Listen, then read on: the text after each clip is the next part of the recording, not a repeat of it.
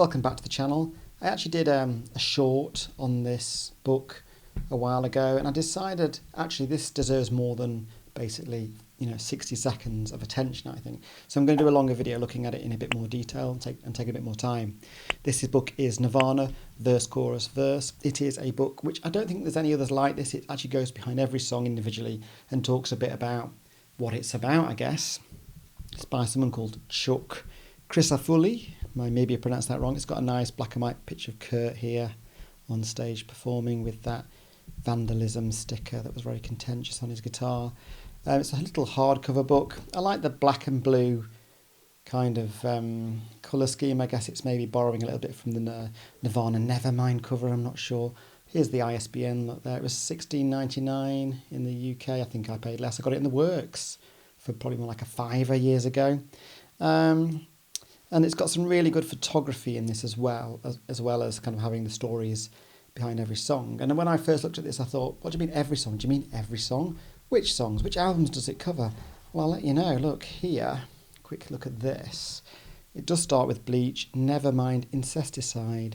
So it's in the order that these albums were released chronologically, not necessarily the order they were recorded. So Bleach, Nevermind, Incesticide in Utero. It's got Unplugged in New York. From the Muddy Banks, the Wish Car, which is kind of live tracks, and then Greatest Hits, which, if I remember rightly, doesn't have any new songs on, other than that, You Know You're Right, which is the only new one, but it does cover that. It's got some other bits and bobs. Look after that. Beyond, it's got an interview with Kurt, the transcript of that, and like chronology, discography, and so on. It's got some really nice photos, as I say. It's just nicely laid out. It's nice and simple and clean and clear, and I value that. So it was published by Seven Oaks in 2018, this book. So I've had it about 6 years. Let's have a little look. There's also an introduction. So here we go. Here's the introduction. Some black and white photography. Here's Chris playing here, and it says he was Kurt's closest musical collaborator, the bass player. And there they are. It wasn't the original lineup, of course. There was quite a few different drummers. I think there might have even been a different guitarist at some point at the beginning. But that's the lineup that most people recognise, I think, when they talk about Nirvana. There's some good quotes as well. Look here, Cobain says, "I don't want to see Cobain is God spray painted on the wall. My ego is already inflated way past the exploding stage." You never know whether he was being frank or whether he was kind of being sort of sarcastic or ironic. You really never knew, did you? Bit of everything normally, I think. So yeah, here's some more photos. That's the cover photo again. So this is still the introduction. Then we get to Bleach, the first album that they released, which is a classic, probably my favourite, to be honest. I think to be a true Nirvana fan, you can't just say you like Nevermind. I think you've also got to listen to and appreciate the other albums, including where it all began with Bleach. And Bleach here is described as post-punk, proto-grunge, and decidedly pre-teen spirit. Nirvana's first album was a dark, cramped slab of raging discontents. I just love that line, dark, cramped slab of raging discontents. I don't think I could have described it any better myself. There's the cover, of course, down there, tiny little thumbnail of it. Here's a photo of Kurt and Chris posing somewhere outside an auditorium or a theatre. "Blessed is the man who trusts in the Lord," it says. There are loads of photos. Kurt with lots of eye makeup on here. Wash, £1.60 in the background. So this was actually a laundrette in London with new drummer Dave Grohl. So 1990, it must have been not long after he'd joined the outfit. Here we are, a photo. I think this is actually taken from the inside of the Bleach album. I think you see that one. It's got Chad Channing as well in here. There's Chris looking very shaven-headed. John Peel says, "The band that really impressed me at the time was Mudhoney. Nirvana didn't register at all. Fancy that." Of course, John Peel is no longer with us, unfortunately. But Mudhoney are good. But I prefer Nirvana personally. More photos here. When I first looked at this book, I did recognise quite a lot of these photos. I was a massive Nirvana fan and a Kurt fan, so I had seen a lot of these in various other books and so on. But there are some other ones that I hadn't seen.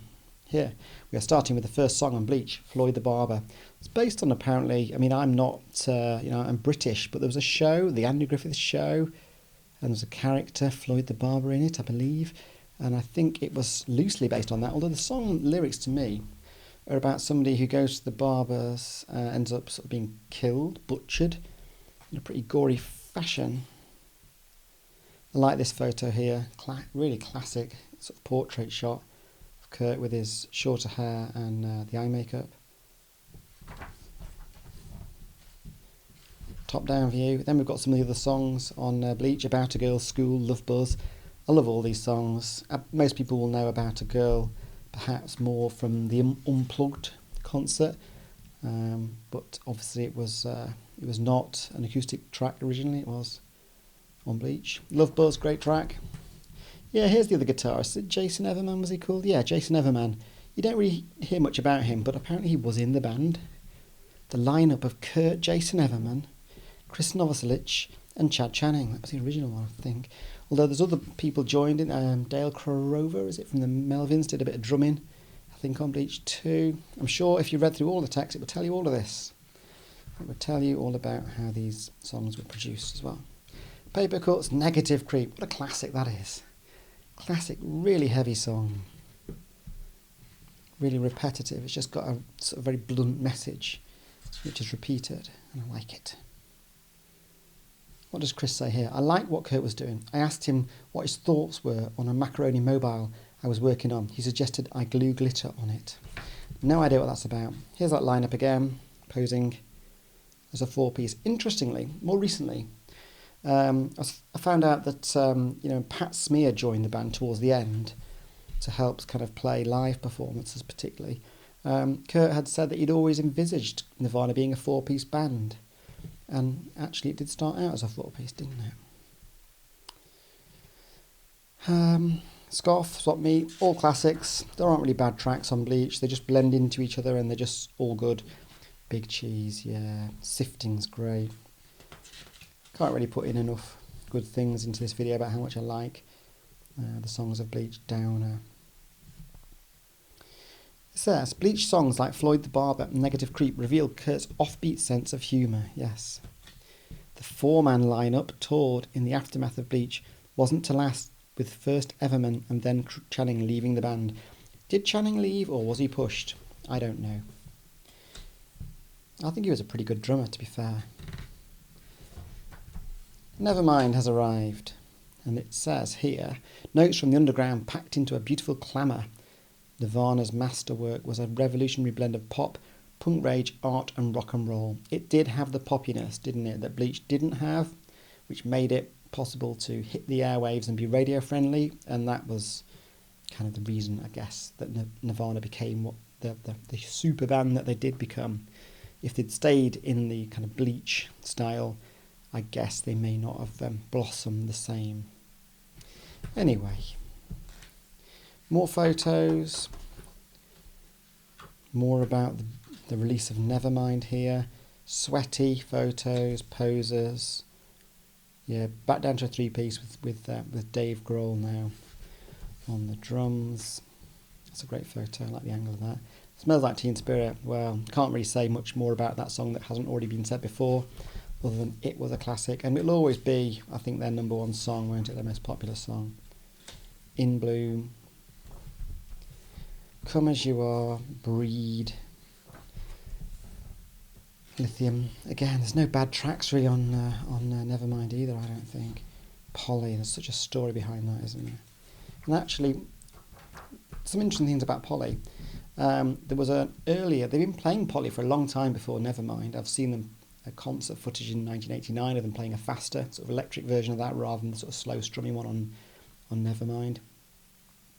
And there's an interesting documentary, Classic Albums documentary, where they talk about the making of Nevermind, and is it Butch Vig who produced that? Is basically saying that there's a bit where he comes in early and says, Polly says, he didn't mean to, he came in too early, but they left it in anyway. And I thought, well, that's interesting, and actually it works, but I didn't know that. But then when I go back to the earlier version, he sang it like that then, so I feel like I've been sold a lie in that documentary and what Butch Vig says, because he always came in early, even before they started recording for Nevermind. Anyway, put something in the comments if you disagree with me or you agree with me, or you can clarify any of these tenuous points I'm making. Territorial pistons, Very punky, that one. Drain You. Now, one of Kurt's favourites, apparently, wasn't it? He said many times that that was his favourite. He liked playing it. Thought that that would do better than Teen Spirit, actually. I love Drain You as well. Great song. Lounge Act, also good. I mean, is there a bad track? Oh, Nevermind. Stay Away, On a Plane. They're all, you can sing along to most of them. You can't really sing along to Something in the Way. Okay, maybe on the chorus a little bit. But that is slow and morose and dark and brooding. I love these photos. He's got his leather jacket on. He kind of looks a little bit like, I don't know, he's daydreaming, zoning out, perhaps would rather be somewhere else. It says he's appearing melancholy in the studio, in contrast to the frantic, cathartic mood that spawned Endless Nameless. Incesticide, strange album, a bit of a mix. Always feel like it's a bit of a mix of styles, and some of the songs are somewhere between Nevermind and Bleach, and I do believe that, again, there's some different people playing on some of these, and they're not all recorded at the same time. They're from various different times. So it's a bit of a mishmash, but some great songs on it too. Do not get me wrong. Some cover songs as well. Look at that great photo there. So the book continues. I'm going to maybe speed it up a little bit because, well, just because it's going to be a very long video if I keep talking like this through all of the pages. Been a sun. Turn on. That's a good photo, isn't it? Molly's Lips. That was a cover song, wasn't it? And Son of a Gun. It's a Vaseline song, I think. There's the faster version of Polly, New Wave Polly, that I was mentioning before. Yeah, so let's keep going. In Utero, that's a great photo. Double cigarette lighting going on there between Dave and Kurt. There's the little thumbnail of the In Utero album. I like In Utero, but it isn't my favourite album. I know it did really well when it came out. You know, it got to #1, didn't it? I think in the US and the UK. Everyone loves it. It's a classic. And it has some good tracks on it. You know, Heart-Shaped Box and so on. But it's probably one of my least favourites, actually. I can't justify that really with words. Just, yeah. Funny. Is this Francis Bean making an appearance? I think so. It's taken in 1992. I don't know what's going on here. Who's this? Who is this? Oh, it's the director, Kevin Kerslake, who directed the videos for Come As You Are, Lithium and Blue. Right. More good photos, live shots. This is all the In Utero tour with the weird kind of models that I've got. Kind of angel wings and don't know, stuff happening in the womb. Men Don't Protect You Anymore. I've got a bit of Courtney Love creeping in here again. And that was a classic jumper, wasn't it? I looked long and hard to try and find something like that because I was totally wanting to emulate his style. And I couldn't find anything back in, was it like 1993 or whenever it was? So I gave up. Penny Royalty, so on. All apologies. Then we move on to Unplugged in New York, which I've been watching a bit more recently. Been revisiting that. Got the DVD release. Didn't have that originally, so I didn't see any of the extras. So I only recently saw the outtakes that are available on the DVD, including like the sound checks that they did on that concert. Fascinating stuff. Seeing them basically trying to do last minute kind of changes to the arrangements and some really interesting stuff. Some interactions with Pat Smear on there. I just sort of can't quite make things work. I think one of the songs, was it Penny Royalty? I think he does it on his own, doesn't he? Because the harmonies and stuff just aren't working in the sound check. And it's fascinating. The Meat Puppets join, and they don't have a guitar.